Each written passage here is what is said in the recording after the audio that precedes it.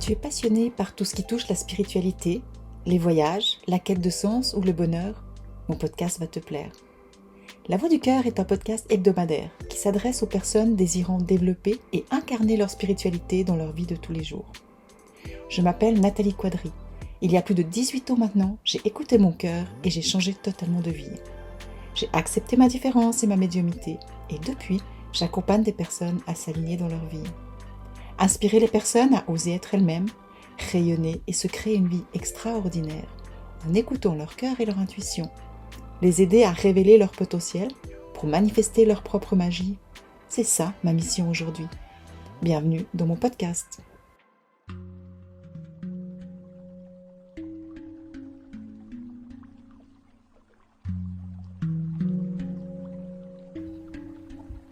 Bonjour, je suis super heureuse de te retrouver dans mon premier épisode de podcast de ce début d'année 2023.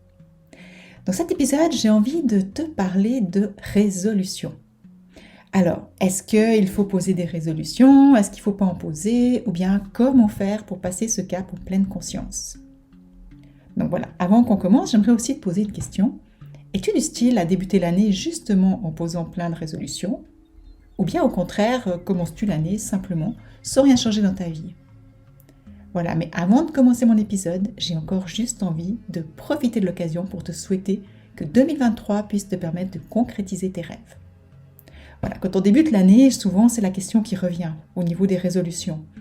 Et j'aimerais te demander si toi, est-ce que tu ressens de la pression de devoir poser des résolutions pour le début de l'année? Et puis si tu le fais, pourquoi est-ce que tu le fais? D'accord? Parce qu'on peut le faire pour plusieurs façons. Donc déjà par effet de mode, par peur de passer à côté de quelque chose. Ou bien des fois on le fait par manque, parce que c'est comme si on ressent un vide et puis qu'on se dit que si on fait quelque chose, notre vie elle va changer. On peut poser des résolutions aussi par culpabilité. Voilà, on a peut-être fait des excès ou beaucoup de choses en fin d'année. Et puis on se dit que il faut qu'on se reprenne en main en début d'année. Ou bien on peut aussi peut-être le faire par espoir, en espérant que cette année, la nouvelle année, soit différente de l'ancienne. Mais tout ce qu'on fait en réalité en posant des résolutions, c'est de débuter l'année dans une notion d'obligation, de contrainte, de condition. Et puis finalement, souvent on se met beaucoup de pression pour poser nos résolutions. Donc finalement on se stresse inutilement. Puis surtout c'est qu'à fin janvier on a déjà abandonné certaines résolutions. Et finalement on débute l'année en étant insatisfait de nous et en nous dévalorisant. Et quand on arrive à fin février, les résolutions, elles sont souvent complètement oubliées. Donc, le résultat, c'est une perte de temps et d'énergie pour un résultat quasiment inexistant.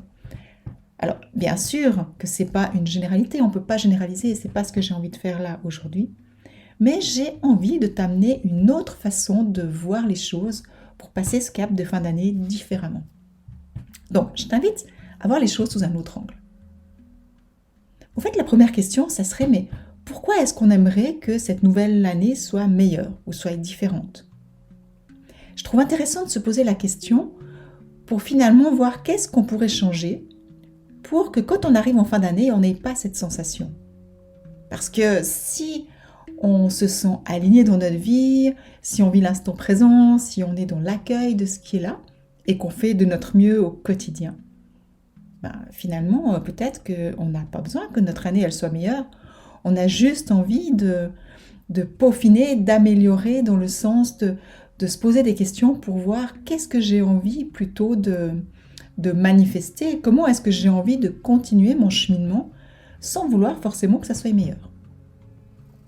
Donc, cette année, j'avais envie ce début d'année, je veux dire, dans ce premier épisode, j'avais envie de t'amener une autre approche, une approche que j'emploie personnellement et qui m'a permis de passer du mode résolution au mode intention plutôt, je dirais. Donc comme ça, c'est une autre façon de passer le cap de fin d'année en pleine conscience et puis vraiment dans une énergie complètement différente. Ce que j'aime en fait, quand on pense plutôt au niveau des intentions, qu'on va plutôt voir ce qu'on a vraiment envie pour cette nouvelle année, c'est qu'on va passer du mode résolution, qui est un mode mental, contrainte, à un mode de prendre le temps de faire un travail, un chemin d'introspection, pour voir vraiment ce qui nous tient le plus à cœur. D'accord? On va plutôt se mettre au niveau, à l'écoute de notre cœur et de notre intuition, plutôt qu'au niveau de notre mental. Donc, ce que je t'invite à faire ce début d'année, c'est plutôt de faire un petit bilan, de prendre conscience, de revenir sur tout ce que tu as fait en 2022, tout ce que tu as vécu en 2022, et puis de lister, de prendre conscience. Peut-être tu peux prendre ton agenda pour faire cet exercice, ça sera plus simple, parce qu'une année, elle est tellement riche que des fois, on peut oublier des choses. Donc, c'est peut-être de voir aussi, de poser la question, quelles sont les épreuves que tu as vécues, quels sont les défis que tu as traversés, quelles sont les défaites que tu as rencontrées, mais aussi quelles sont tes réussites. Et comment est-ce que tu as réussi à dépasser certaines épreuves. Et je t'invite vraiment à voir aussi, pour moi le plus important, c'est vraiment de voir tous les enseignements que tu as intégrés pendant cette année et qui t'ont permis de grandir, qui t'ont permis d'évoluer.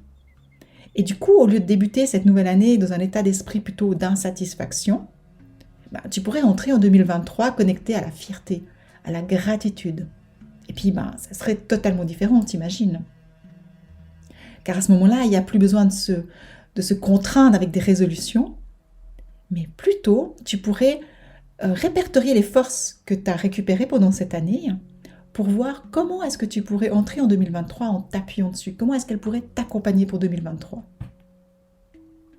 Et au lieu de te mettre des contraintes, du stress avec des résolutions, je t'invite plutôt à te poser la question, qu'est-ce que tu souhaites créer en 2023 ? Qu'est-ce que tu souhaites créer, mettre en place, manifester, qui pourrait te permettre de t'épanouir ?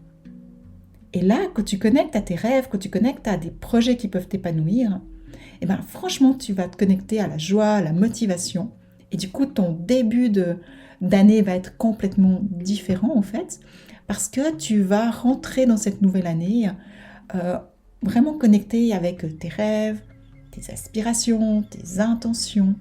Et du coup, c'est hyper motivant, c'est hyper joyeux. Et le début de l'année est complètement différent, quoi.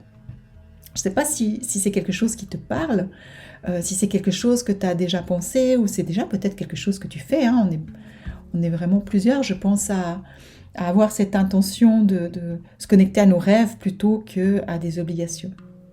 Donc, personnellement, moi, c'est ce que je fais depuis plusieurs années. J'écoute mon cœur, et je préfère écouter mon cœur que d'écouter ma raison. C'est-à-dire que pendant cette période de fin d'année, début d'année, je vais vraiment prendre le temps de me poser, de faire un travail d'introspection pour aller vraiment voir, mais qu'est-ce que j'ai envie pour cette nouvelle année ? Puis, c'est vraiment comment dire, quand on est en hiver, comme c'est la période, depuis le 21 décembre, on a passé le solstice, on est dans une période où on va préparer un terrain. D'accord ? C'est comme dans la nature, l'hiver, la nature, elle se repose. Et puis au printemps, les graines, on peut planter des graines pour qu'elles germent. Donc c'est vraiment important de prendre le terrain. Et pour moi, prendre le terrain, c'est vraiment prendre le temps de ralentir, de faire un travail d'introspection pour voir qu'est-ce qu'on a envie au plus profond de notre cœur. Parce que notre mental, il peut vouloir plein de choses. Mais si on a plein de choses, puis que ça peut nous paraître stressant, puis qu'on ne sait pas comment faire, et puis c'est pas vraiment aligné avec notre cœur, ça va être difficile d'aller de l'avant et puis de concrétiser nos projets. D'accord ? Tandis que si nos projets, ils sont vraiment alignés avec notre âme, avec notre cœur, on va avoir la motivation. Et du coup, on va vraiment avancer un pas après l'autre vers la réalisation, la manifestation de notre projet. Et du coup, l'année, elle passe vraiment totalement différent. Il y a vraiment quelque chose de motivant, il y a quelque chose de joyeux. On va pouvoir vraiment se mettre à l'écoute de son cœur, de son intuition, pour pouvoir se laisser guider aussi par notre côté intuitif. Donc personnellement, chaque année, je prends cette période pour ralentir, pour faire un travail d'introspection. Et je fais 7 jours de rituels que j'ai mis en place il y a quelques années déjà, qui me permettent vraiment d'aller en profondeur dans mon processus, qui me permettent aussi de faire un bilan de ce que je veux garder, de ce que je veux plus garder, qui me permettent aussi de faire des rituels. Moi, j'adore faire les rituels dans la nature parce que je trouve que c'est tellement puissant. Donc, de faire des rituels aussi pour m'accompagner dans ce passage, pour pouvoir le passer en pleine conscience. Et ce que j'avais envie de partager avec toi, en plus de ma vision, je dirais, en plus de ces réflexions que je viens de partager avec toi, j'ai envie de te raconter un peu comment j'ai passé cette nouvelle année. C'était le 28 décembre, j'ai décidé de rentrer dans mes rituels. Et puis je suis rentrée en méditation vraiment pour aller écouter mon cœur, voir qu'est-ce que j'avais envie de manifester dans cette nouvelle année. Et puis c'est devenu vraiment comme une évidence. Il y a vraiment quelque chose qui m'a fait ressentir que cette année, j'avais vraiment envie d'être connectée à tout ce qui était sacré, encore plus que d'habitude. Et puis vraiment d'amener de la magie, de l'abondance dans cette année 2023. Je la sentais, voilà, je la sens vraiment liée avec ça, même si je ne savais pas encore vraiment comment. Et ça m'a vraiment donné comme message, ok, si j'ai envie d'amener ces énergies en 2023, c'est super important de les amener déjà en fin d'année et en début d'année. Et j'ai vraiment eu cet appel, quelque chose qui a poussé très fort, d'aller dans un lieu sacré en lien avec Marie-Madeleine. Et si tu as entendu mes précédents podcasts, tu sais que l'énergie de Marie-Madeleine, elle fait partie de tout mon voyage spirituel qui a débuté à Rennes-le-Château. Elle m'a aussi amenée à Saint-Maximin et puis à Sainte-Baume, dans la grotte où Marie-Madeleine a séjourné. Donc là, c'était comme si c'était un retour. Et finalement, quand j'ai demandé le lieu, c'était le Vézelay.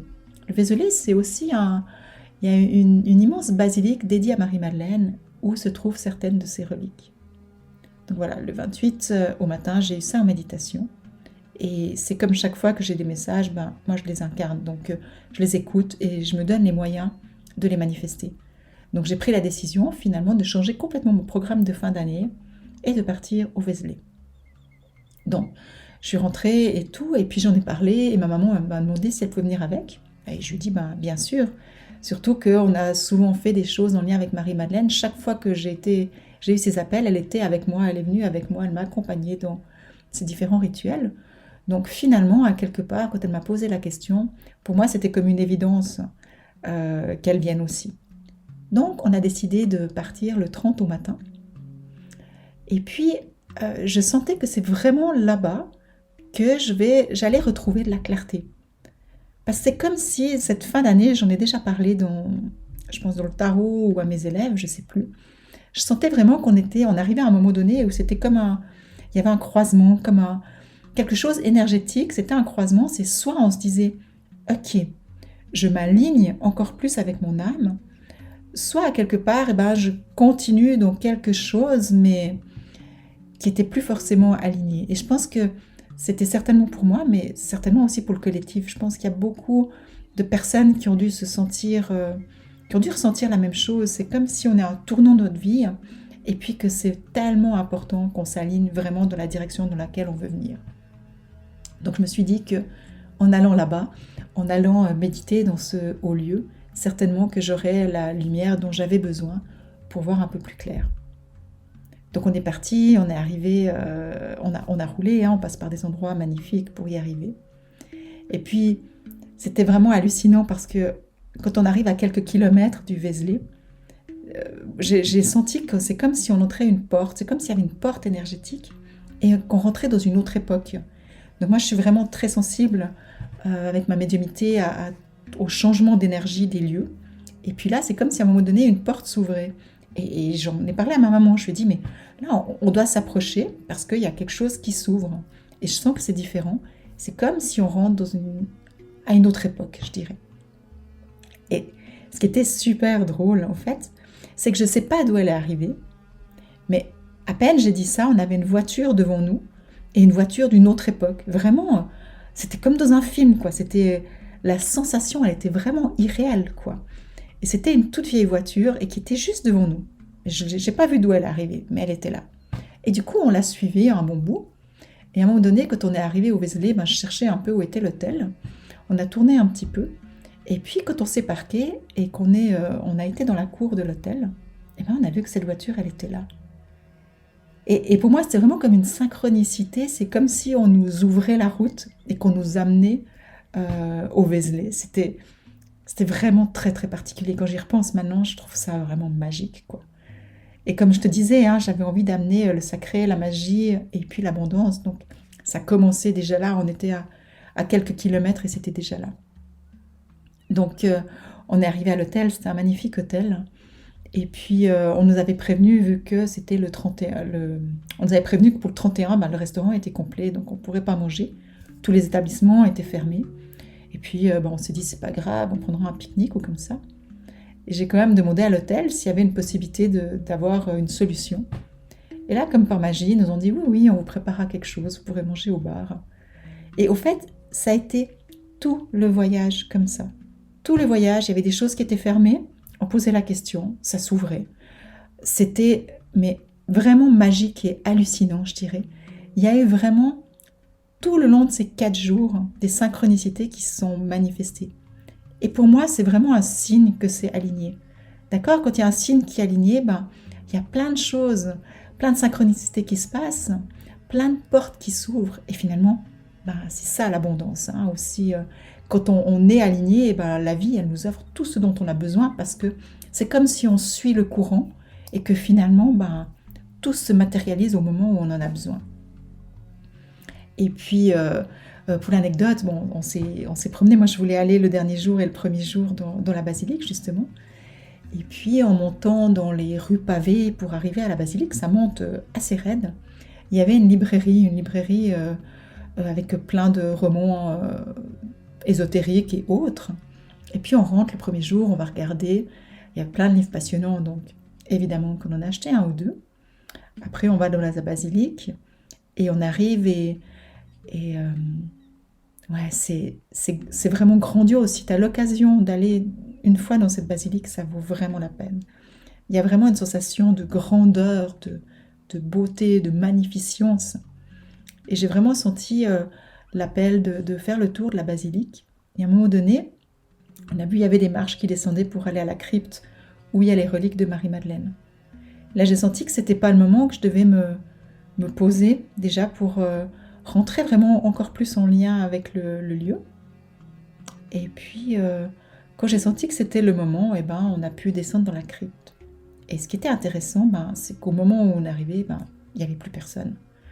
Donc on était juste nous dans cette crypte, face aux reliques de Marie-Madeleine, à pouvoir vraiment méditer, ressentir les énergies, puis demander la clarté. Et moi, j'ai vraiment demandé la clarté. J'ai pu demander aussi de la guérison pour beaucoup de personnes que j'accompagne aussi. Et c'était vraiment un moment très fort, magique, et vraiment en lien avec le sacré. C'est vraiment ce dont j'avais ressenti le 28, ce dont j'avais ressenti, dont j'avais besoin vraiment. Et là, je me suis dit, mais qu'est-ce que j'ai eu raison d'écouter cet appel et d'y aller. Donc voilà, on est resté un moment dans la crypte, à méditer, à recevoir des enseignements. J'ai reçu en canalisation un enseignement aussi, une pratique que je suis en train d'expérimenter et que dès que je l'aurai assez expérimenté, je vais aussi l'enseigner. Et puis voilà, après on est ressorti, on est descendu. Et le lendemain, je sentais l'appel de retourner dans cette librairie parce qu'il y avait un monsieur, je ne sais pas si c'était le gérant ou quoi, mais qui était là. Et je dis à ma maman, je sais que lui, il va nous donner l'info d'un prochain lieu où on doit aller. Donc quand on est remonté à la basilique, on s'est arrêté de nouveau dans cette librairie et j'ai posé la question. Je lui ai dit, mais est-ce que s'il y avait un lieu à visiter, lequel ça serait d'après vous? Et là, il nous a parlé d'une abbaye, d'une magnifique abbaye qui était pas trop loin, à quelques dizaines de kilomètres, et l'abbaye de Fontenay, et qui est aussi un haut lieu. Et du coup, le lendemain, quand on est parti, on a passé à cette abbaye. Et là aussi, l'énergie, je peux pas t'expliquer, mais c'est un tel havre de paix. C'est vraiment, ça valait vraiment la peine de voir, la peine d'aller, de baigner dans ces énergies pour débuter cette nouvelle année. C'est vraiment quelque chose qui était, encore une fois, magique. J'ai pas d'autres mots. Et je t'invite aussi, si tu as l'occasion d'aller visiter cette abbaye du Fontenay, ça vaut vraiment la peine.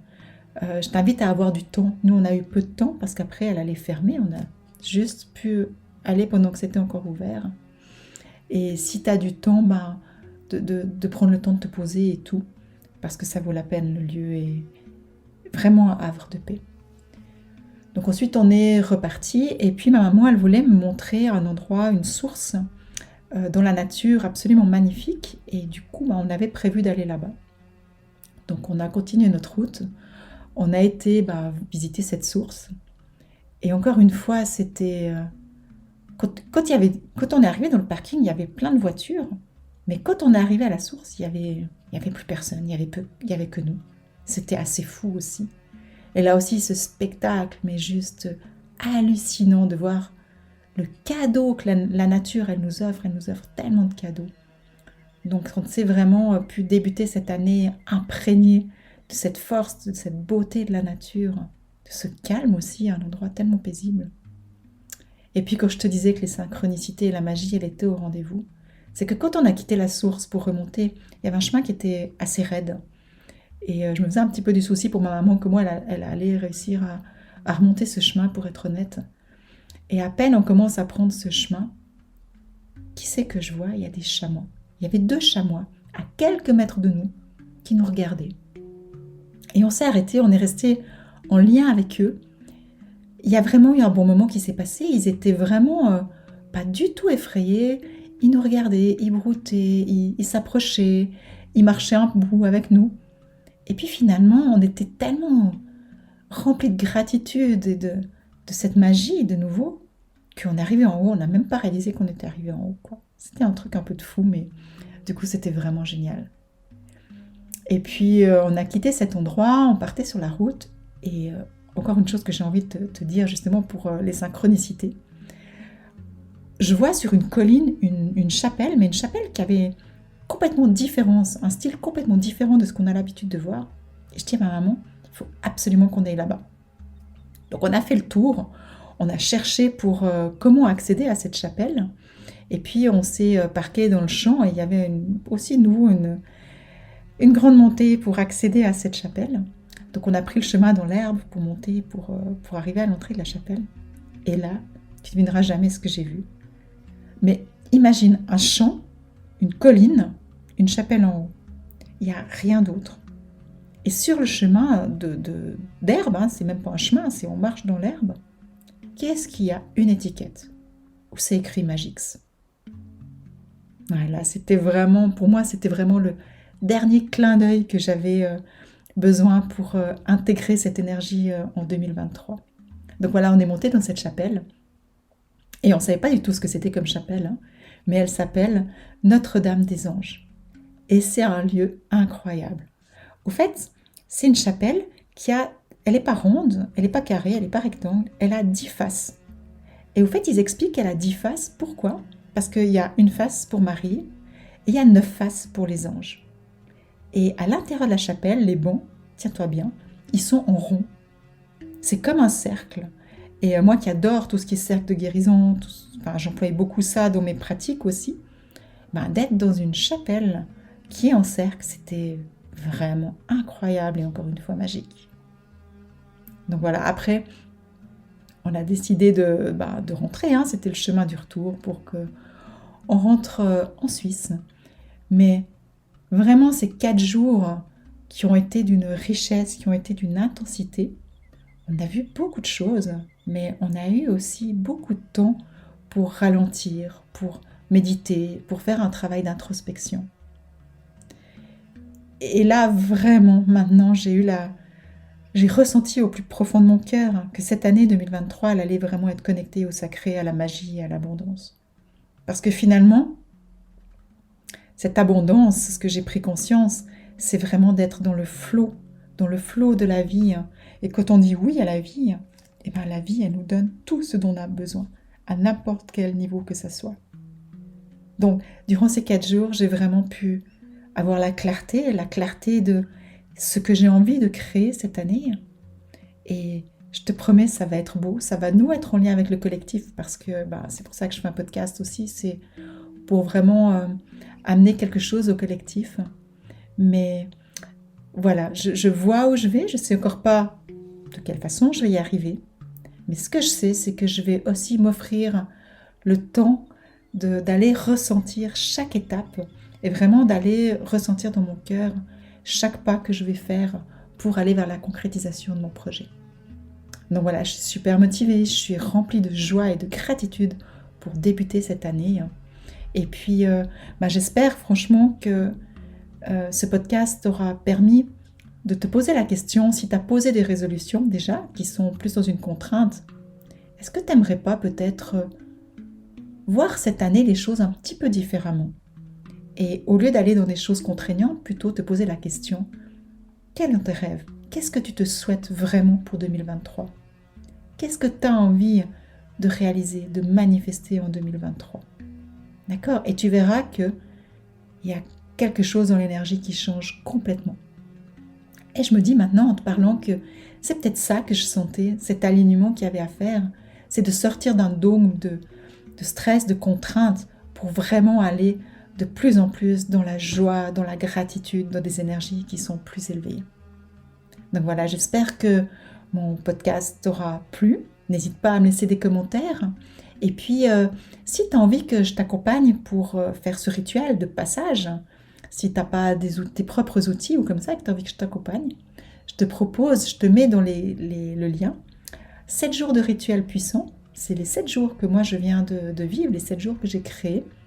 Et puis, pour te permettre de t'aider à faire ces bilans, de t'aider à te reconnecter à tes rêves, de t'aider aussi à faire des choix sur qu'est-ce que tu veux garder, sur ce que tu veux plus, et à te transmettre des super rituels à faire de la nature.